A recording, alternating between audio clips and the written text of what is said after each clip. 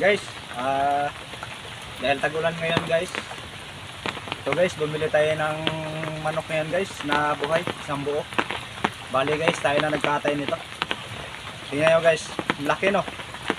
Is 4 na kilo kalahati nga pala to guys, isang piraso. Yan guys oh.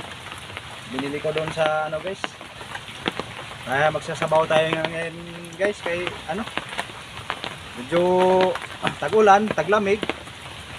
Kailangan natin ng sabaw ngayon guys para ano. Hindi naman tayo gaano makaramdam ng lamig guys. Ay ito guys, sigangin natin guys. Para alam nyo naman guys, pag tag-ulan, masarap humigop ng sabaw, mainit na sabaw guys. Guys, lagyan natin to ng sampalok guys at papaya mamaya. Tanglaran natin guys. Masarap ang higupan natin ito guys. Kung ganitong panahon guys. Bagyo-bagyo guys, tag-ulan. Masarap ang sabaw ngayon. Sige guys, update ko na lang kayo guys.